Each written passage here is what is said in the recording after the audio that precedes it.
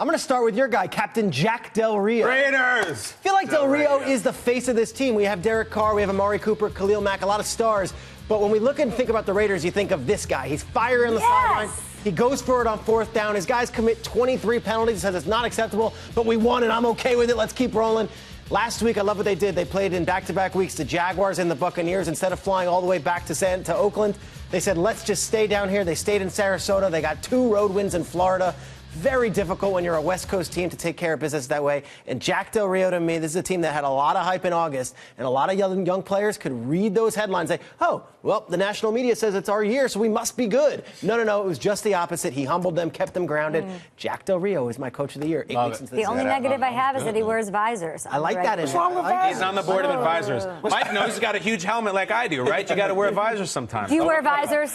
I don't wear visors. My head is way too big for visors, man. We got to do a tail of the tape between the two of us, because I'm like a 7 7/8, dude. We might I wear 8 1/4. Get out of here! Yeah. Who you got for I got a big head. best coach so far? Yeah, the minute bowl of heads. I have to go with Doug Peterson. How can you not go with Doug Peterson, okay? First of all, look at the roster that he inherited from Chip Kelly.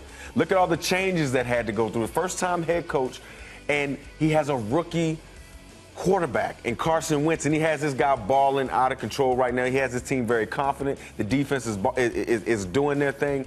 But what I like about Doug Peterson is he used to be a high school coach, and I think that's what's giving him the edge in coaching Carson Wentz, because he knows how to talk to him, he knows how to relate to him, he knows how to bring offensive concepts and put them in, small words and in a language that he can understand.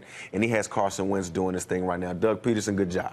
Now I'm just staring at Emrom's head for the whole show. Unbelievable, man. Don't repeat that again. I'll say it quickly. I would like to see Doug Peterson kind of let that cage bird fly, though, because I watched Carson Wentz last week, and it's all screen passes now and 10-yard pass. Yeah. He didn't throw a single pass more than 15 yards last week. So Doug Peterson's done a good job growing Carson Wentz second half of the season. Let Carson Wentz let him throw the ball. I want to see it, and hopefully they can let him run. I saw some stat like that. Using Darren Sproles like he did last week. That was 43, 43, 43. Listen, Peter, you're going to hate this one.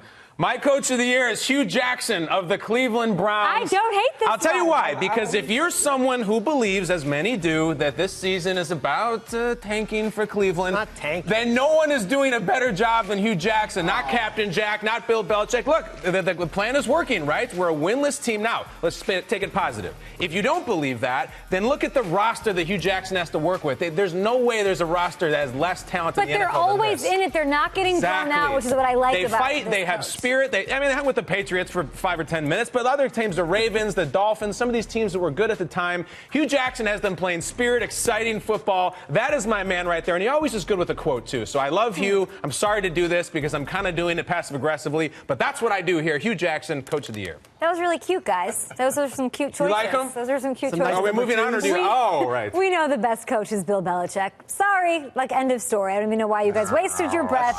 They're 7-1. They went 3-1 with Brissopolo. We sat here pondering whether or not Julian Edelman would be the quarterback in one of these games. Listen, you don't have Brady, you adjust, you run the ball, and have 135-point-something rush yards a game. Instead, you give LeGarrette Blount the rock. You trade away Chandler Jones. You're still the 3rd best scoring defense in the league. You just trade away arguably your best defensive player in Jamie Collins, and none of us are really even questioning it because we know better. He's like Yoda and the Emperor in Star Wars mixed in one, where you're both scared of him, but you want to learn from him and you revere him. He's that hybrid of both of those. He's the best coach. He's got some Obi-Wan, too, I think. And Brady is Luke.